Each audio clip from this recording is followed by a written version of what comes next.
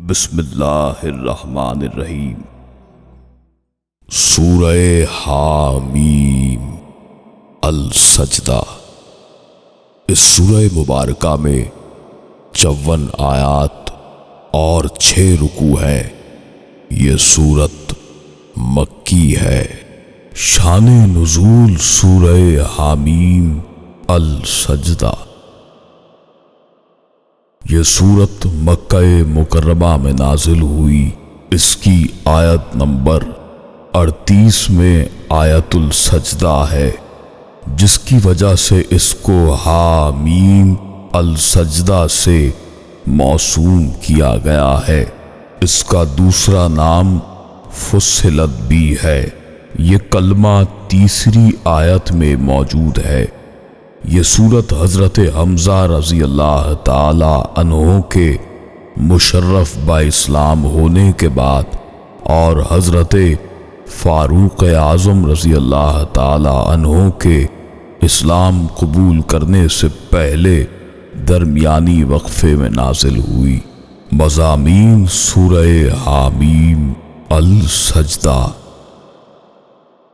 قریش مکہ کی شدید مخالفت اور مزاحمت کے باوجود آہستہ آہستہ مگر مضبوطی کے ساتھ اسلام اپنے قدم آگے بڑھاتا چلا جا رہا تھا۔ آئے روز کوئی نہ کوئی ایسی ہستی اسلام قبول کر لیتی جس سے کفار پر کوہ علم ٹوٹ پڑتی اور اسلام کے خلاف ان کی انتقامی کارروائیوں میں بڑی شدت پیدا ہو جاتی۔ حضرت حمزہ رضی اللہ تعالی عنہ جو اپنی شجاعت و ناموری میں بے نظیر تھے، ان کے اسلام قبول کرنے پر کفار شدید صدمے سے دوچار ہو گئے اور انہوں نے آپس میں ایک میٹنگ حرم شریف میں منعقد کی۔ اس میں کفار کے بڑے رؤسا شریک تھے، جن میں عتبہ بن ربیع بھی موجود تھا۔ اثناء گفتگو میں اس نے اپنے آپ کو پیش کیا کہ وہ حضور صلی اللہ علیہ وآلہ وسلم کے پاس جا کر انہیں سمجھا کر راہ راست پر لائے گا، جس کا تفصیلی ذکر آیت نمبر 14 میں ہے۔ جب حضور صلی اللہ علیہ وآلہ وسلم کی جناب میں حاضر ہو کر اس نے لمبی چوڑی تقریر ختم کر لی تو اس کے جواب میں حضور صلی اللہ علیہ وآلہ وسلم نے یہی سورت تلاوت فرمائی، جسے سن کر وہ دم بخود رہ گیا اور اپنا سا منہ لے کر واپس آ گیا۔ نبی کریم صلی اللہ علیہ وآلہ وسلم پر کفار کے وہی سابقہ اعتراضات تھے جن کو وہ ہر موقع پر بڑی شد و مد سے دہرایا کرتے۔ ان کا اعتراض قرآن پاک پر تھا کہ یہ حضور صلی اللہ علیہ وآلہ وسلم خود گڑھ کر ہمیں سناتے ہیں اور کبھی کہتے کہ کسی سے سیکھ کر آتا ہے پھر ہمیں سکھاتا ہے۔ ان تمام کے جوابات میں بڑے حتمی اور قطعی انداز میں یہ فرما دیا کہ یہ اس رب کا کلام ہے جو رحمان و رحیم ہے۔ اس ارشاد الہی سے وہ شکوک و شبہات خود بخود ختم ہو گئے جو کفار کے ذہنوں میں پیدا ہوتے رہتے تھے۔ مختصر خلاصہ سورہ حامیم سجدہ۔ حامیم یہ اتارا ہے بڑے رحم والے مہربان کا۔ ایک کتاب ہے جس کی آیتیں مفصل فرمائی گئی۔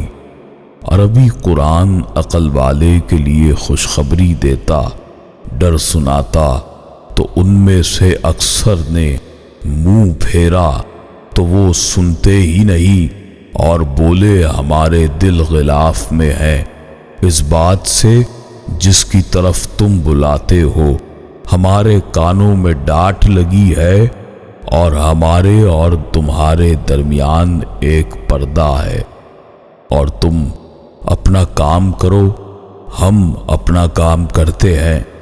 تم فرماؤ کہ آدمی ہونے میں تو میں تم جیسا ہی ہوں، مجھے وہی ہوتی ہے کہ تمہارا معبود ایک ہی ہے، تو اس کے حضور سیدھے رہو، اس سے معافی مانگو۔ خرابی ہے شرک والوں کو اور وہ جو زکوٰۃ نہیں دیتے، اور وہ آخرت کے منکر ہے۔ بے شک جو ایمان لائے اور اچھے کام کیے ان کے لیے بے انتہا ثواب ہے۔ تم فرماؤ کہ کیا تم لوگ اس کا انکار کرتے ہو جس نے 2 دن میں زمین بنائی اور اس کے ہمسر ٹھہراتے ہو؟ وہ ہے سارے جہانوں کا رب، اور اس نے اس کے اوپر سے لنگر ڈالے اور اس میں برکت رکھی، اور اس میں اس کے رہنے والوں کی روزیاں مقرر کی۔ یہ سب ملا کر 4 دن ہیں۔ ٹھیک جواب پوچھنے والوں کو پھر آسمان کی طرف قصد فرمایا، اور وہی دھواں تھا، تو اس سے اور زمین سے فرمایا دونوں حاضر ہوں، خوشی سے چاہے ناخوشی سے۔ دونوں نے عرض کی کہ ہم رغبت کے ساتھ حاضر ہوئے، تو انہیں پورے 7 آسمان کر دیا 2 دن میں، ہر آسمان میں اسی کے کام کے احکام بھیجے۔ ہم نے نیچے کے آسمان کو چراغوں سے آراستہ کیا اور نگہبانی کے لیے کہ یہ اس عزت والے علم والے کا ٹھہرایا ہوا ہے۔ پھر اب وہ منہ پھیریں تو تم فرماؤ کہ میں تمہیں ڈراتا ہوں ایک کڑک جیسی کڑک عاد اور سمود پر آئی تھی، جب رسول ان کے آگے پیچھے پھرتے تھے کہ اللہ کے سوا کسی کو نہ پوجو۔ بولے ہمارا رب چاہتا تو فرشتے اتارتا، اور جو کچھ تم دے کر بھیجے گئے ہو ہم اسے نہیں مانتے۔ تو وہ جو عاد تھے انہوں نے زمین میں ناحق تکبر کیا، تو ہم نے ان پر آندھی بھیجی، سخت گرج کی، اور ان کی شامت پر دونوں میں کہ ہم انہیں رسوائی کا عذاب چکھائیں۔ دنیا میں اور آخرت کے عذاب میں سب سے بڑی رسوائی ہے ان کی مدد نہ ہوگی۔ اور رہے سمود تو انہیں ذلت کے عذاب نے کڑک لیا، یہ سزا ان کے لیے کی، اور ہم نے انہیں بچا لیا جو ایمان لائے اور جھکتے تھے۔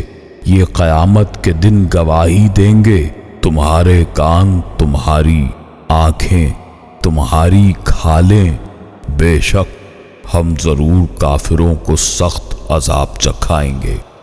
بے شک ہم ان کے برے سے برے کام کا بدلہ دیں گے۔ یہ اللہ کے دشمنوں کا بدلہ آگ، اس میں انہیں ہمیشہ رہنا ہے۔ سزا اس کی کہ یہ ہمیشہ ہماری آیتوں کا انکار کرتے تھے۔ آگے کفار کی وہی جاہلانہ گفتگو اور اللہ کریم کا وہی وعدہ کہ سب نے اپنے کیے کا جواب دینا ہے، پھر عمل صالح کی ترغیب اور شیطان سے اللہ کی پناہ مانگنے کا اللہ کا حکم۔ پھر سورج، چاند، ستارے کو سجدہ نہ کیا جائے، سجدہ تو صرف اللہ کے لیے ہے، اور اس کی نشانیوں سے ہے کہ تو زمین کو دیکھے بے قدر پڑی۔ پھر ہم نے جب اس پر پانی اتارا تر و تازہ ہوئی اور بڑھ چلی، بے شک جس نے اسے جلایا ضرور مردے جلائے گا۔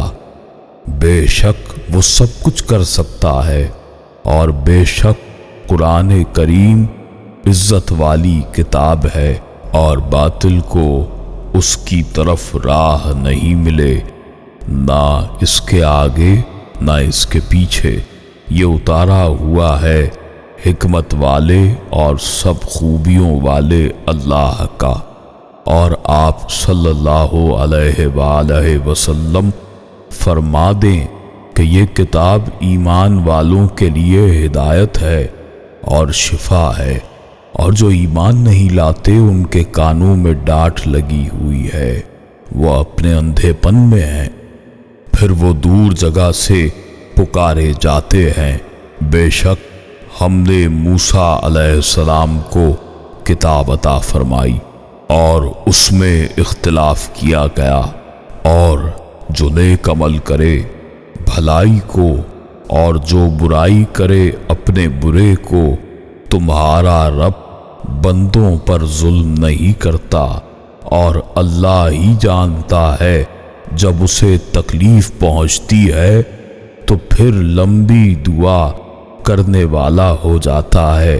سنو، انہیں ضرور اپنے رب سے ملنے میں شک ہے، سنو وہ ہر چیز پر محیط ہے۔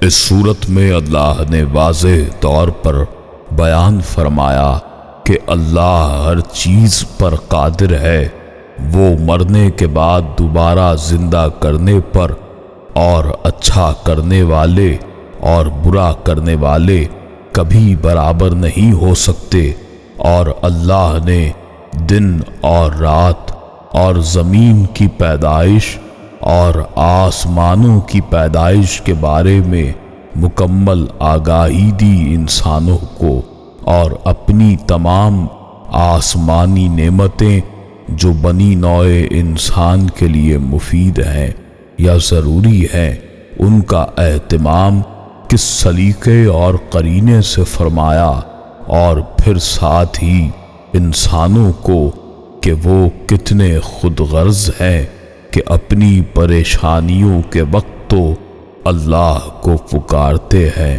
جب اللہ کرم فرما دے تو اسے فراموش کر دیتے ہیں۔